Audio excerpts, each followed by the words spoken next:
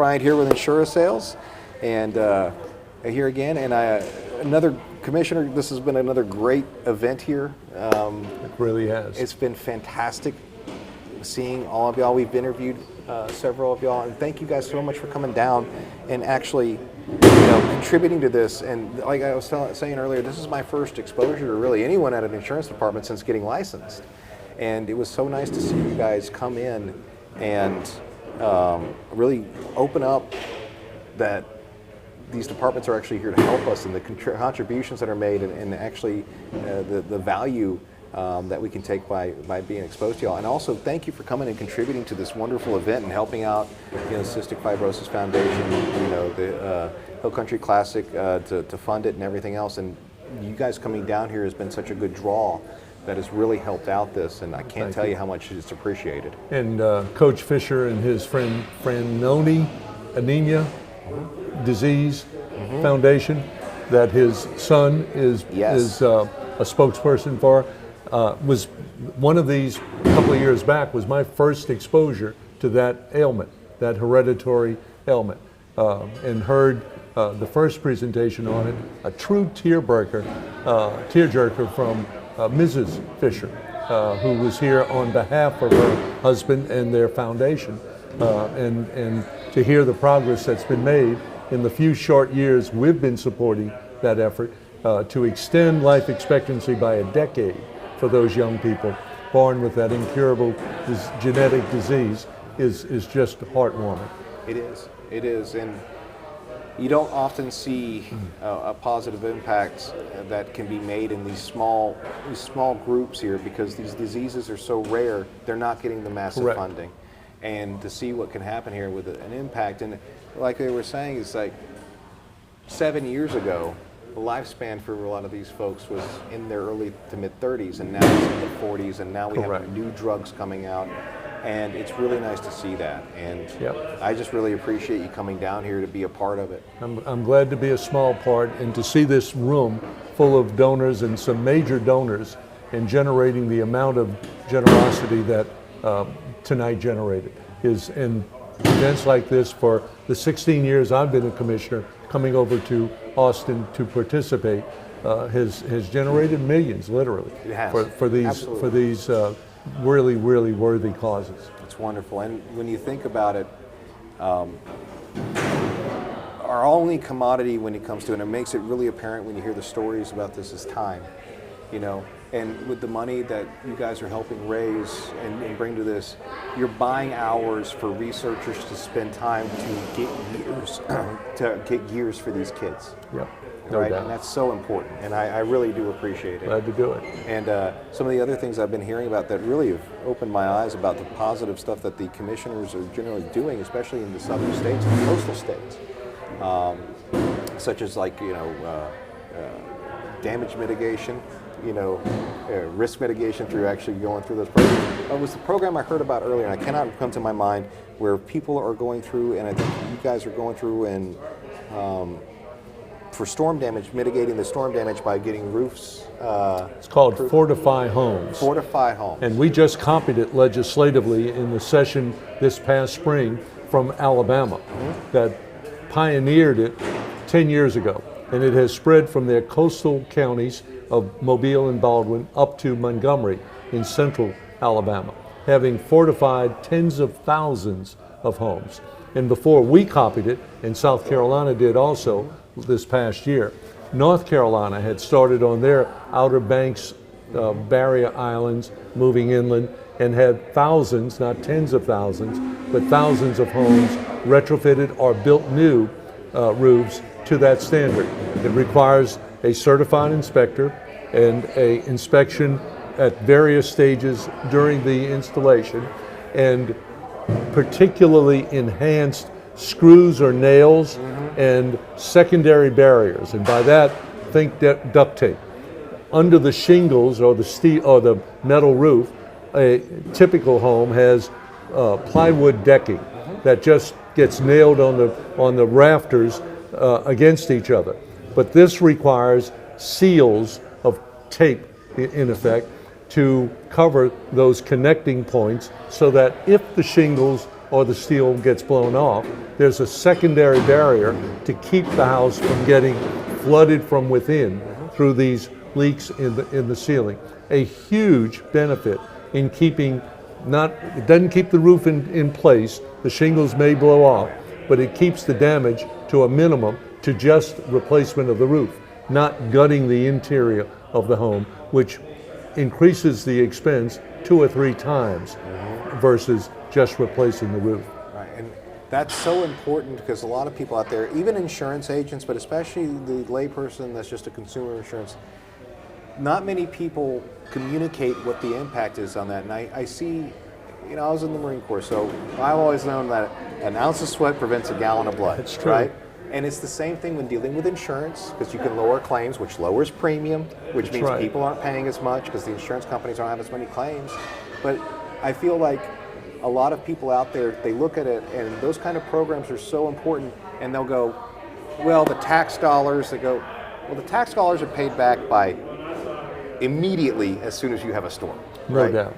People can stay in their homes. They can go back to work sooner. They don't have to rebuild anything. They're not going to another state or another area and losing that economic growth and all of that. But on the real thing on it, from what I've heard, some states have even gone so far as that is funded by fees from insurance companies in some states. Yes, I think so. Not in our state. Yes. But in our state, it's a grant program. Wonderful. Not means tested. Anyone who will build to that higher standard. And the theory is we want our insurance marketplace to be stronger, more resilient, and more attractive to companies to come write insurance for our folks in the very vulnerable coastal areas of Louisiana. Yes, and I think that's so important too, because when you're talking about insurance, it's a financial tool to eliminate risk, but really it's about protection. And especially in economically depressed areas or at-risk areas, you're talking about people that don't already have a lot of access to a lot of these tools, and they're already vulnerable to the consequences of events that are outside of their control. Correct. Hurricane comes through, you're not going to sit there and block that. No way. And to take these protective measures that you guys are doing to incentivize that good behavior, to incentivize that extra step, and to taking away that cost analysis judgment, to do that. Well, is in so particular for my state, we're the most often on a per capita basis hit by hurricane events over the past 100 years, more so than Texas, more so than Florida, on a per capita basis. We're the bullseye of the target area when a hurricane enters the Gulf. So we really, really need whatever we can, and be mindful of this.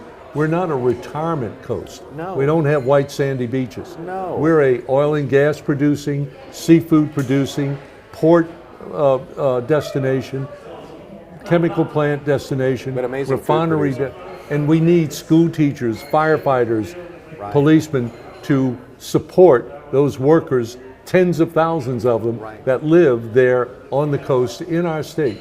And it not only benefits our economy, it is a major part of the economy of the United States at large. Right, because that is a nexus and it's a transit hub going all the way up to Mississippi. Absolutely. And people don't realize, especially in the oil and gas sector, it's not a matter of how much oil we can pump in, it's about how much we can refine. Yeah. And that's a real big hub that you have to take care of. Absolutely. And I also find it, and what you said is really powerful because it's about the teachers, it's about the kids, it's about, not about the kids, it's about the firefighters, about the police officers, it's about everyone working. And to shore up the community like you guys have done in that aspect provides that extra level of stability that people look for when they move somewhere. Yep, no doubt. And I think that's fantastic. So what gets you excited about what's going on right now and the prospects of some of the exciting things that are going on? I know saying insurance is not exciting, but there's definitely some things that are going on, especially after hearing you guys speak earlier.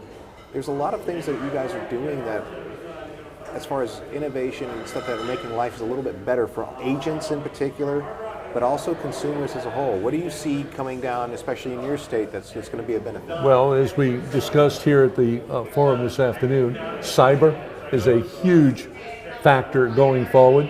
The insurance that would be available and affordable for consumers of cyber risk insurance, and the regulation of cyber insurance on a go-forward basis. We're all just entering into this new world of high-risk activity from all over the world, targeting us here in various aspects of the economy and our lives, our personal lives here in the U.S.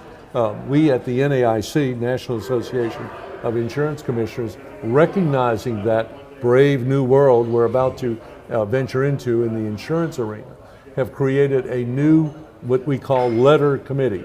And for as long as I've been commissioner, 16 years, we've had an A, B, C, D, E, F, and G letter committees. And now we have an H.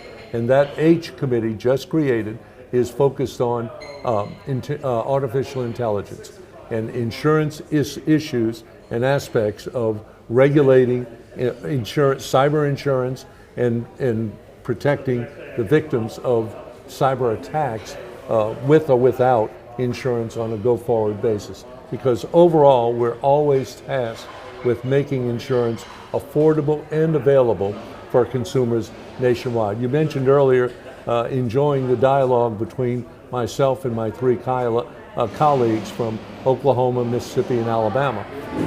And I enjoyed being part of that.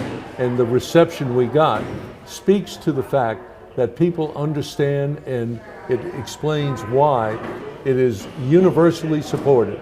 Democrats, Republicans, national level, state level, consumer groups, industry groups, keeping the regulation of insurance at the state level. Absolutely. Because we're there, we're available, we're here at meetings like this, and we're at town hall meetings back home in our states, and folks can reach out and talk to us, touch us, and get answers to this stuff of this regulation of insurance. Buying insurance is so complicated, so expensive, and so important that I'm really excited to be a part of this system that we have created here in the U.S.